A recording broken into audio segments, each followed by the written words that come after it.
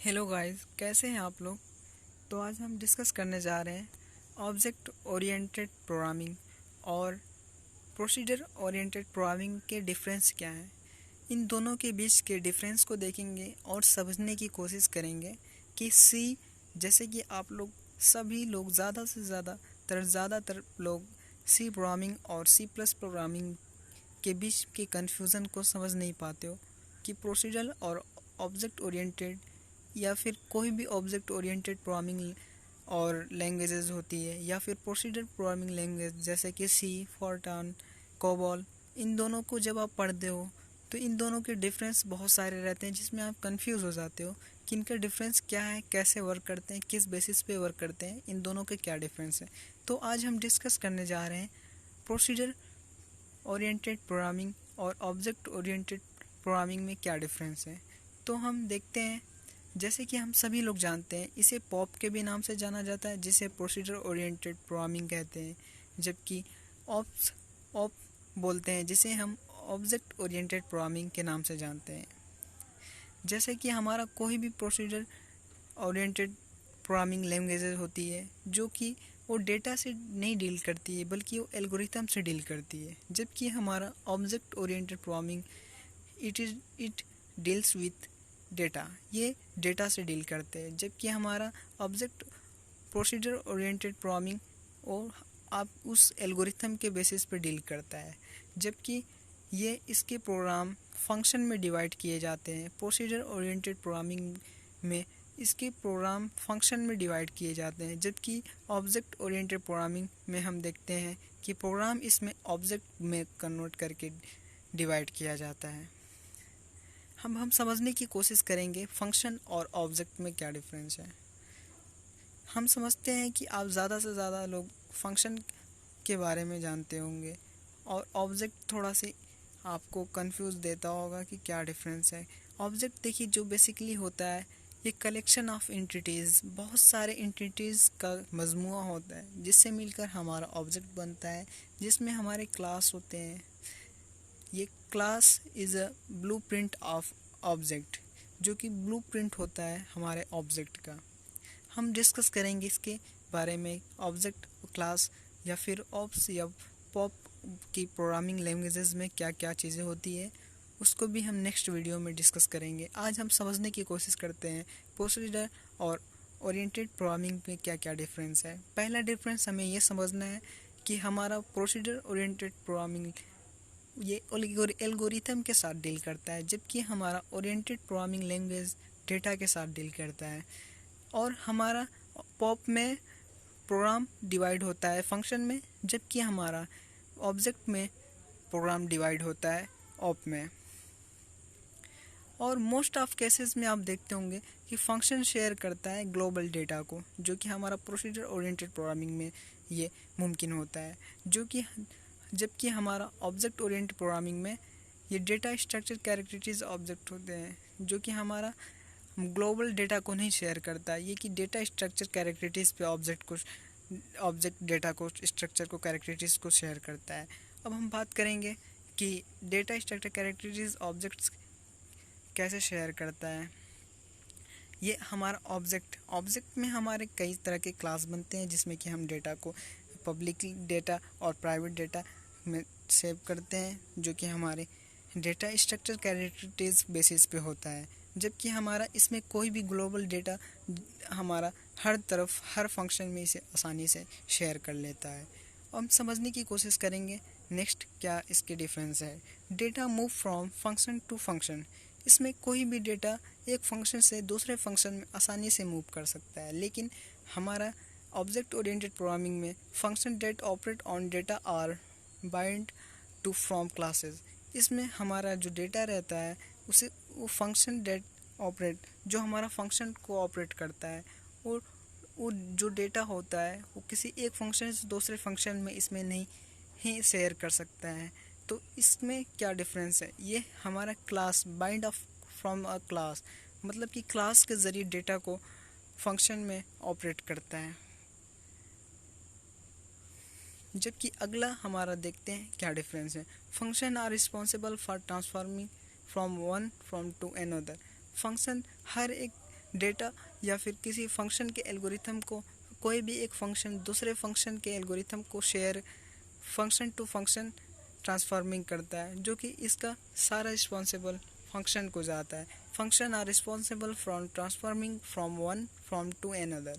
किसी एक जगह से किसी दूसरी जगह शेयर करने के लिए डेटा को यह फंक्शन रिस्पॉन्सिबल होता है, जबकि हमारा ऑब्जेक्ट ओरिएंटेड प्रोग्रामिंग में ऐसा नहीं होता है, जिसमें हमारा डेटा हिडन होता है, जो कि हिडन को एक्सट्रैक्ट रखा जाता है। Can not be access by outside of function, मतलब फंक्शन के आउटसाइड कोई भी इस इंफॉर्मेशन को एक्सेस नहीं कर पाएगा। इट इज़ हिडन, डेटा हमारा इसमें हिडन रहता है। कैन नॉट बी एक्सेस, कोई भी एक्सेस नहीं कर सकता आउटसाइड ऑफ फंक्शन। इसमें कोई भी फंक्शन के बाहर के प्रोग्राम में हम इसे यूज़ नहीं कर पाएंगे। ये फंक्शन के आउटसाइड नहीं हो सकता, एक्सेस नहीं कर सकते हैं। ये एक दूसरा डिफरेंस हमारा, ये एक डिफरेंस हो गया। अब देखते हैं नेक्स्ट क्या डिफरेंस है।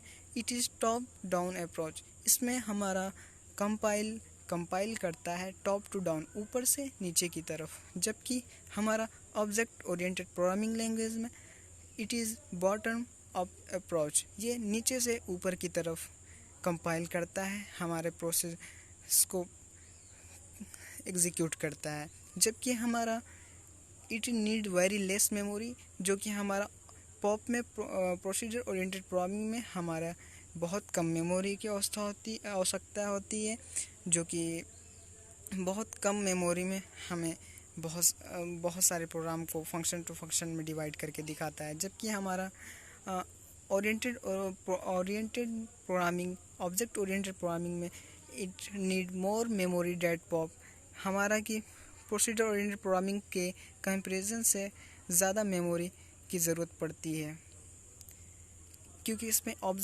ऑब्जेक्ट के अंदर क्लासेस वगैरह बना के अलग अलग हर एक एल्गोरिथम के लिए हम लोग ऑब्जेक्ट बनाते हैं, इसलिए हमारा ज़्यादा मेमोरी ऑक्युपाइज करता है। इसके एग्जांपल देख लेते हैं। प्रोसीजर ओरिएंटेड प्रोग्रामिंग के कुछ एग्जांपल्स हैं, जैसे कि सी हुए, फॉर्ट्रान हुए, कोबॉल हुए, ये सारे अलग अलग हैं। और देखते हैं इस हमारा ऑब्जेक्ट ओरिएंटेड प्रोग्रामिंग में क्या है, जो कि C++, जावा, .NET, इस ETC वगैरह बहुत सारे जो कि ऑब्जेक्ट ओरिएंटेड प्रोग्रामिंग लैंग्वेज के एग्जांपल हैं। अब हम समझने की कोशिश करेंगे नेक्स्ट क्या डिफरेंस है। It do not have any access specifier. इसमें कोई भी ऐसा एनी एक्सेस स्पेसिफायर नहीं होता है, जैसे कि पब्लिक, प्राइवेट, ऐसा कोई भी हम डेटा को नहीं बना सकते हैं। जबकि हमारा it has access specifier like private, public and protected. हम डिफरेंट एक्सेस स्पेसिफायर बना सकते हैं, जो कि ऑब्जेक्ट ओरिएंटेड प्रोग्रामिंग लैंग्वेजेस में मुमकिन है, जो कि प्रोसीजर ओरिएंटेड प्रोग्रामिंग लैंग्वेज में मुमकिन नहीं होता है।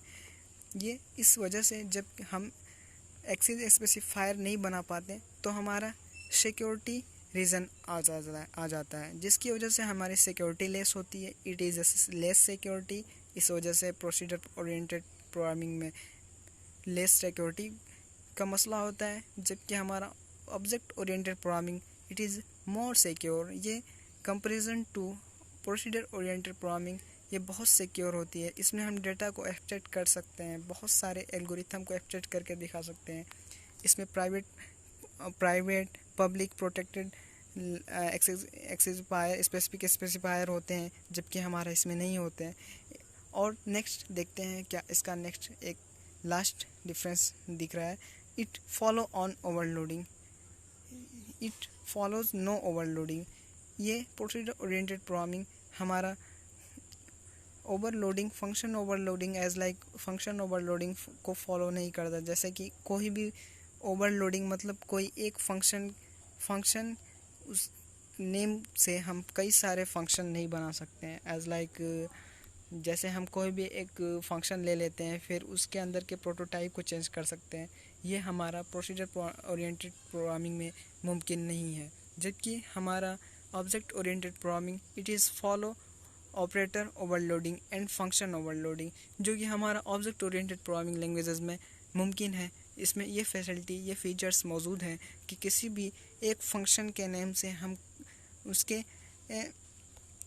एक फंक्शन के ज़रिए एक फंक्शन के ज़रिए हम कई सारे फंक्शन बना सकते हैं, लेकिन मसला सिर्फ उस जगह पर मिलता है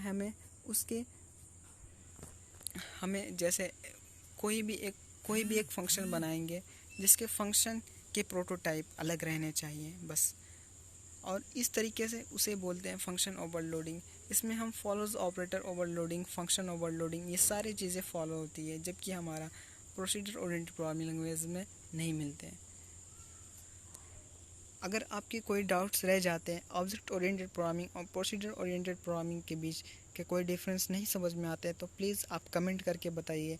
आपके कमेंट को सारी कमेंट का रिप्लाई दिया जाएगा, आपको समझाने की कोशिश किया जाएगा।